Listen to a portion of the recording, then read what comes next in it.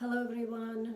I share on this channel how I used my subconscious mind to heal my panic attacks, anxiety, my depression. I was very shy, very quiet, never had anything to say, and the panic attacks, they were the worst. And I hated myself for my behavior. I couldn't understand why was this happening to me. Well, what I've learned is that how we react to the environment around us, how we feel inside, most of the time in adulthood, is a result of childhood conditioning, or you could say programming, which resides in our subconscious mind.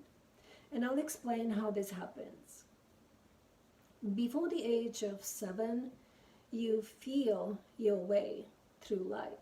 You can't use your intellect to resolve stressful situations.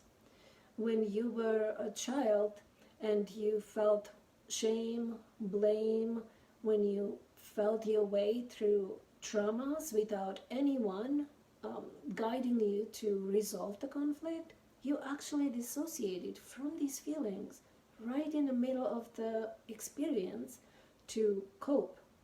Dissociation is how the mind is protecting itself. It happens unconsciously.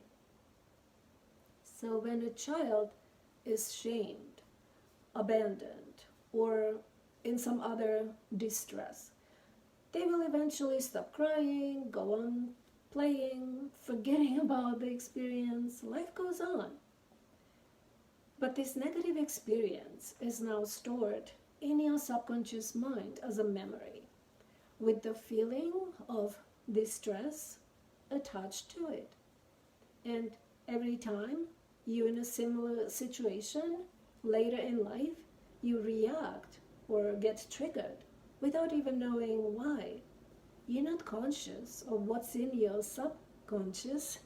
You're not aware that your subconscious mind is actually controlling how you react to situations in your life. That child you once were is still in you. It resides in your subconscious mind. It's what we call the inner child. So, in your adulthood, you might easily fall back into the feeling of shame, blame, anxiety, or the feeling of not good enough. And what your caregiver might have perceived as mundane situation, to a child, it could feel as trauma. So when you feel the negative emotion or a trigger, it's the unhealed aspect of that child that is still in you, asking you to pay attention. It's calling you to connect with it, talk to it, acknowledge it.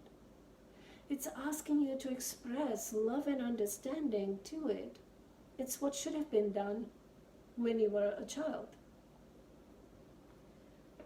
But you can use these negative emotions and triggers to take you back in time, to process them, to release those traumas and triggers. How, you asked? By using your imagination. When a negative memory from your childhood pops in your mind, you can imagine the same event differently, in a way that feels good.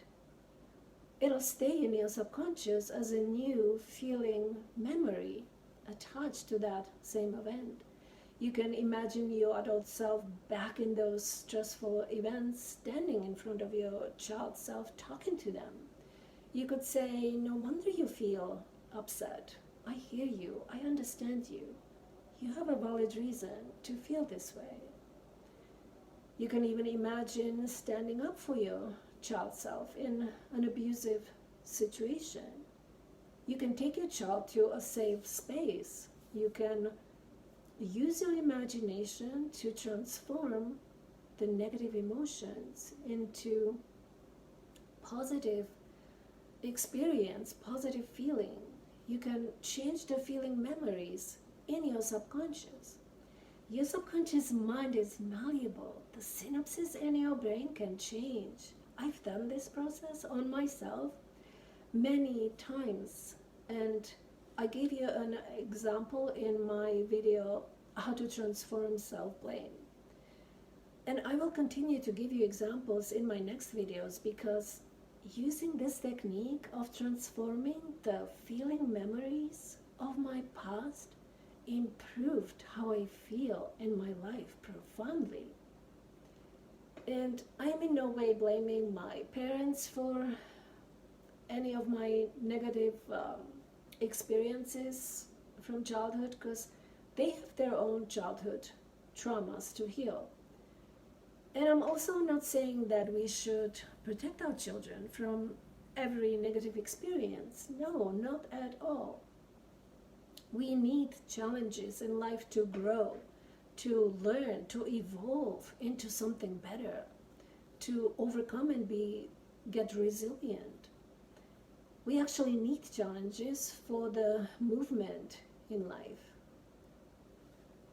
So we all have childhood traumas that are affecting how we react in certain situations and what we create in our lives and in our world. We might not even know, because I myself always thought I had the best childhood. All my physical needs were always met. My parents worked very hard to support all of us children. It's just that sometimes we're not aware of all the other needs, the emotional needs the child is not getting met. And I am in no way a perfect parent either. I am still learning. I think we all are. In my previous video, I talked about how to deal with negative emotions, how we can allow ourselves to feel them, not be afraid to feel them, because it was never modeled to us in childhood. Our emotions were rather suppressed back then, when your caregiver might have said, "Don't cry, don't be sad." So my previous video can prepare you to face all the inner child's traumas so that you can transform them and release them. So like I said before, I suffered emotionally quite a bit, but I don't get those panic attacks, anxiety, and so on. And I have a lot to say, but it was not until I set myself on this journey of self-discovery that I healed myself and actually wrote a book about it to help others. And I can certainly help you. You can connect with me through my website posted below. And I am not a medical practitioner. I'm just sharing my own experiences, because keeping my story to myself would be selfish when so many of you could benefit from my example. So have a wonderful day, and I'll see you next time. Bye.